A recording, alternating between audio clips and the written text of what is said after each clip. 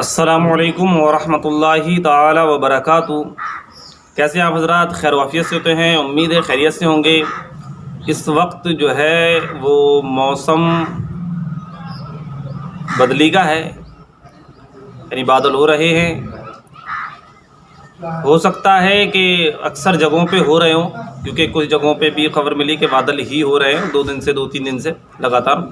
تو ہو سکتا ہے چاند نظر نہ آئے، آج ہو سکتا ہے چاند نظر آ جائے، جس کی خبر ہو سکتا ہے لیٹ ملے۔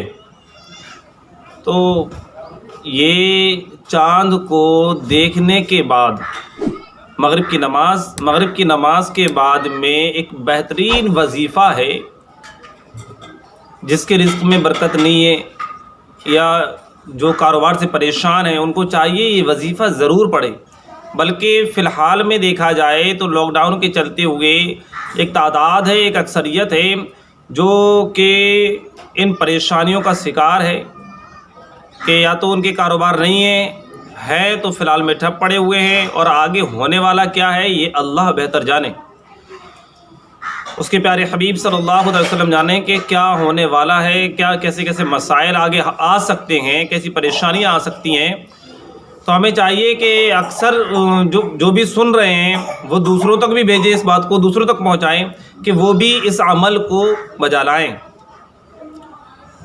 ہم نے چاند اگر دیکھ لیا ہے یا ہمیں کہیں سے شہادت مل گئی ہے، ہمیں کسی خانقاہ شریف سے یا پھر ہمیں کسی جو ہے دارالفتاء اہل سنت دارالفتاء سے ہمیں یہ اطلاع ملی ہے کہ بھئی چاند نظر آ چکا ہے، ہمیں شہادت مل چکی ہے، آپ جو ہے کل سے روزہ رکھیں، یعنی رمضان شروع ہو چکے ہیں، یعنی مبارک خوشی، ہمیں یہ خوشی کا موقع جو ہے خوشی کے ساتھ ملے، بڑی اچھی بات ہے۔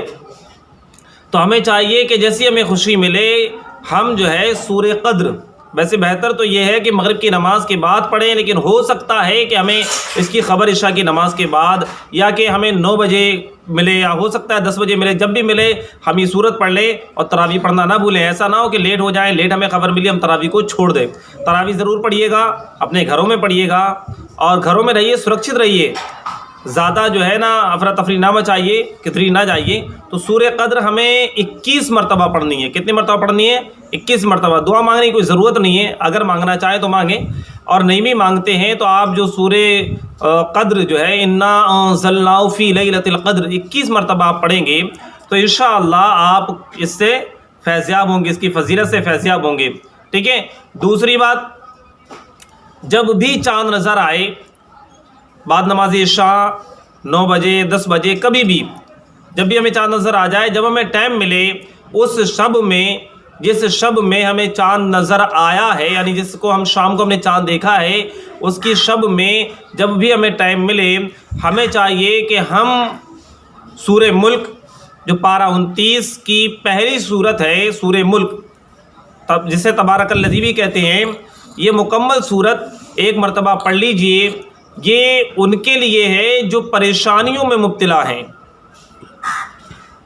جو گھریلو ناچاکیاں ہوں یا کاروبار کی طرف سے پریشانیاں ہوں، ان پریشانیوں میں مبتلا ہیں، تو 30 دن تک کی تمام بلائیں پریشانیاں اس سے دور ہو جائیں گی، یعنی آئندہ آنے والے چاند تک۔ عموماً جو ہے مہینے میں 30 دن ہوتے ہیں، کچھ مہینے میں 29 دن ہوتے ہیں، چاند کی تاریخ کے حساب سے، چاند کے حساب سے 29 دن ہوتے ہیں، اور سورہ ملک میں بھی جو آیات ہیں وہ 30 ہیں۔ ان 30 آیات کی برکت سے 30 دنوں تک کی اس کی بلائیں دور کر دی جاتی ہیں۔ اگر پھر بلائیں آنے والی ہوتی ہیں تو پھر پڑھ لیجئے، بلکہ چاہیے کہ ہر روز سورہ ملک پڑھیں تو اس کے فیضان سے فیضیاب ہوں گے انشاءاللہ۔ اچھا، تمام فیضان سے فیضیاب، اور اس کے علاوہ جو ہے قبر کے عذاب سے بھی ہم محفوظ ہوں گے، کہ قبر کے عذاب سے بھی سورہ ملک بچاتی ہے، کئی ایک احادیث کریمہ اس کے تعلق سے ملتی ہیں۔ ٹھیک ہے۔ تو ہمیں چاہیے کہ ہم سورہ ملک کی بھی تلاوت کریں، اور ساتھ ساتھ میں ہمیں چاہیے کہ ہم خاص کر کے جو رمضان المبارک کی جو چاند نظر آتا ہے، اس چاند رات میں ہمیں جو سورہ قدر پڑھنی ہے وہ ضرور پڑھیں۔ اس کی طرف رزق ایسے آتا ہے جیسے آپ نے دیکھا ہو کہ کہیں جھرنے اگر آپ نے دیکھے ہو سمجھ میں آتا ہوگا کہ اونچائی کی طرف پہاڑ ہوتے ہیں، ان پہاڑوں پہ سے پانی گر رہا ہوتا ہے، بڑی تیزی کے ساتھ پانی گر رہا ہوتا ہے، تو جتنی تیزی سے وہ پانی آتا ہے نا، اسی تیزی سے اس کی جانب رزق دوڑ کے آتا ہے جس نے یہ عمل کیا ہے۔